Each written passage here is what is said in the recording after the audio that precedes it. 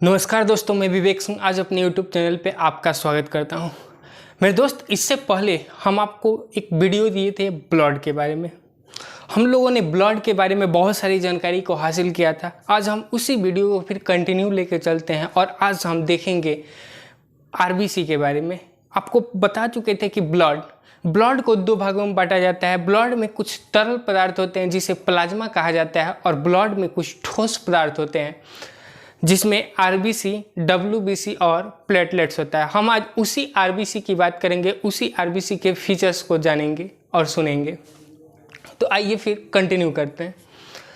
सबसे पहले बात करते हैं आरबीसी। आरबीसी का पूरा नाम होता है रेड ब्लड सेल अथवा लाल रक्त कणिका। ये जो आरबीसी है, आरबीसी का रासायनिक नाम इरेथ्रोसाइट्स है।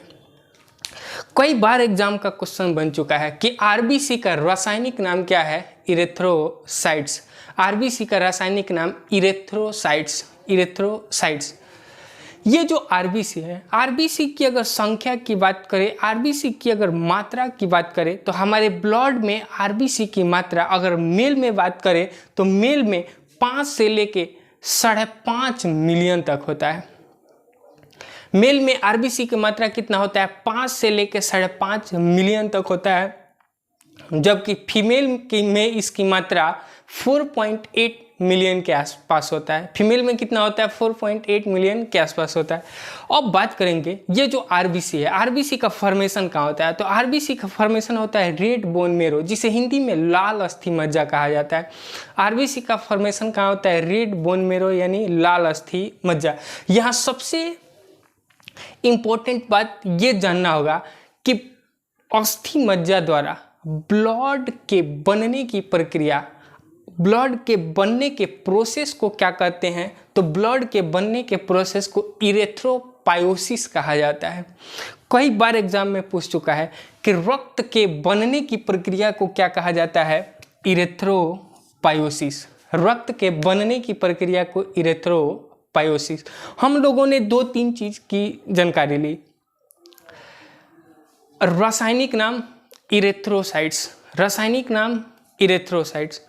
ब्लड के बनने की प्रक्रिया को क्या कहते हैं? इरेथ्रोपायोसिस। ब्लड के बनने की प्रक्रिया को क्या कहते हैं? इरेथ्रोपायोसिस। अब बात करेंगे कि हमारे शरीर में ब्लड कितना है, इसका हम मापन कैसे करेंगे, इसकी हम गणना कैसे करेंगे? तो हमारे शरीर में जो ब्लड है या हमारे शरीर में जो आरबीसी है, उसका मापन हम हीमोसाइटोमीटर द्वारा करते हैं। ब्लड में आरबीसी का मापन किसके द्वारा होता है? हीमोसाइटोमीटर। हीमोसाइटोमीटर। ब्लड बनने की प्रक्रिया क्या कहलाती है? इरेथ्रोपायोसिस। इरेथ्रोपायोसिस। अब थोड़ा देखते हैं हमारे ब्लड में जो आरबीसी है, इस आरबीसी का आकार क्या है? इस आरबीसी का आकार कैसा होता है? तो देखिए, पहला बात कि आरबीसी का जो आकार है वह बाइकनकेव होता है। आरबीसी का आकार कैसा होता है? बाइकनकेव या गोलाकार भी होता है।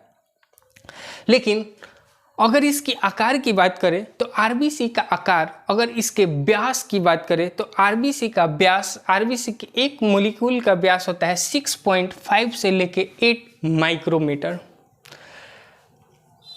आरबीसी जैसे कोशिका का व्यास कितना होता है? 6.5 से लेके 8 माइक्रोमीटर। जबकि इसकी मोटाई की बात करें तो इसकी मोटाई होती है 1 से 2 माइक्रोमीटर। इसकी मोटाई कितनी होती है? 1 से 2 माइक्रोमीटर। तो अगर इसके व्यास की बात की जाए तो 6.5 से लेके 8 माइक्रोमीटर, जबकि इसकी मोटाई की बात करें तो 1.2 माइक्रोमीटर के आसपास होता है। अब बात करेंगे आकार के अनुसार सबसे बड़ा आरबीसी किसका होता है? आकार के अनुसार सबसे बड़ा आरबीसी किसका होता है? तो एक जलीय जीव है जिसका नाम है एम्फियूमा। इसका नाम क्या है? एम्फियूमा, जिसका आरबीसी सबसे बड़ा होता है। तो आपसे अगर कोई पूछे कि सबसे बड़ा आरबीसी किस जीव का होता है? एम्फियूमा, जो कि एक जलीय जीव है, एक समुद्री जीव है। सबसे छोटा आरबीसी कस्तूरी मृग यानी हिरण का होता है। एक खास प्रकार का हिरण होता है जिसे कस्तूरी मृग कहा जाता है। इसका आरबीसी क्या होता है? सबसे छोटा होता है। लेकिन बात करें स्तनधारियों में सबसे बड़ा आरबीसी, तो स्तनधारियों में सबसे बड़ा आरबीसी हाथी का होता है। स्तनधारियों में सबसे बड़ा आरबीसी किसका होता है? हाथी का। स्तनधारियों में सबसे बड़ा आरबीसी हाथी का। अगर केवल पूछे कि सबसे बड़ा आरबीसी किसका? एम्फियोमा। सबसे छोटा आरबीसी किसका? तो कस्तूरी मृग। और स्तनधारियों में सबसे बड़ा आरबीसी किसका? हाथी का। स्तनधारियों में सबसे बड़ा किसका? हाथी का। अब बात करेंगे ये जो आरबीसी है, इस आरबीसी का फॉर्मेशन तो होता है अस्थि मज्जा में, लेकिन आरबीसी का जीवन काल 120 दिनों का होता है। यह 120 दिनों बाद यह फिर से नष्ट हो जाता है। और कहाँ नष्ट होता है? तो ये आरबीसी हमारे शरीर का एक पार्ट है जिसका नाम है स्प्लीन, जिसे हिंदी में पलीहा कहते हैं। इसी स्प्लीन या पलीहा में आरबीसी क्या हो जाता है? नष्ट हो जाता है। स्प्लीन या पलीहा में आरबीसी नष्ट हो जाता है, इसलिए स्प्लीन या पलीहा को आरबीसी का कब्र कहा जाता है। कई बार एग्जाम में क्वेश्चन पूछ चुका है कि आरबीसी का कब्र किसे कहा जाता है? स्प्लीन या पलीहा को। आरबीसी का कब्र किसे? स्प्लीन या पलीहा को। अब बात करेंगे कि आरबीसी का कलर लाल होता है किसके कारण? तो कल की क्लास में भी आपको बताए थे कि आरबीसी का कलर लाल होता है हीमोग्लोबिन के कारण। किसके कारण? हीमोग्लोबिन। ये जो हीमोग्लोबिन है ये बहुत इंपॉर्टेंट पिगमेंट है जिसके कारण हमारा ब्लड का कलर कैसा होता है? लाल। लेकिन इस हीमोग्लोबिन में दो चीज पाया जाता है। एक तो हीम क्या है? ये एक प्रकार का पिगमेंट है, और दूसरा ग्लोबिन क्या है? एक प्रकार का प्रोटीन है। अगर इस हीम पिगमेंट की बात करें तो इसकी मात्रा 5% होती है, जबकि 95% मात्रा किसकी होती है? ग्लोबिन की। ये जो हीमोग्लोबिन है, हीमोग्लोबिन की मात्रा हमारे ब्लड में कितनी होनी चाहिए? तो हीमोग्लोबिन की मात्रा हमारे ब्लड में 15 ग्राम पर मिलीलीटर होनी चाहिए, पर ml होना चाहिए, जबकि महिलाओं में इसकी मात्रा 13 ग्राम पर ml होना चाहिए। मेल में 15 ग्राम पर ml और फीमेल में 13 ग्राम पर ml। अब बात करेंगे ये जो हीमोग्लोबिन है, इस हीमोग्लोबिन का हमारे ब्लड में काम क्या है? एक तो इसका काम है ये ब्लड के कलर को दिखाता है, लेकिन इसका और भी तो फंक्शन है। तो इसका और क्या क्या फंक्शन है? ये जो हीमोग्लोबिन है ये हमारे ब्लड में ऑक्सीजन और CO2 को ढोने का काम करता है। आपसे क्वेश्चन पूछेगा कि हमारे शरीर में ऑक्सीजन तथा CO2 को ढोने का काम कौन करता है? हीमोग्लोबिन। इसलिए हीमोग्लोबिन को हमारे रक्त में ऑक्सीजन का वाहक कहा जाता है। हीमोग्लोबिन को हमारे रक्त में क्या कहा जाता है? ऑक्सीजन का वाहक। ये ऑक्सीजन को किस फॉर्म में ढोता है और CO2 को किस फॉर्म में ढोता है? ये भी कई बार एग्जाम का क्वेश्चन बन चुका है। तो देखिए, हीमोग्लोबिन को हम शॉर्ट में HB कहते हैं और ऑक्सीजन को O2 कहते हैं। जब दोनों एक साथ आगे बढ़ता है तो ये आपस में रिएक्ट होता है, इसलिए ये बन जाता है HbO2, और इस केमिकल फार्मूला को हम कहते हैं ऑक्सी हीमोग्लोबिन। और अगर आपसे कोई पूछे कि हीमोग्लोबिन हमारे शरीर में ऑक्सीजन को किस रूप में ढोता है, तो ऑक्सी हीमोग्लोबिन के रूप में। किस रूप में ढोता है? Oxy haemoglobin.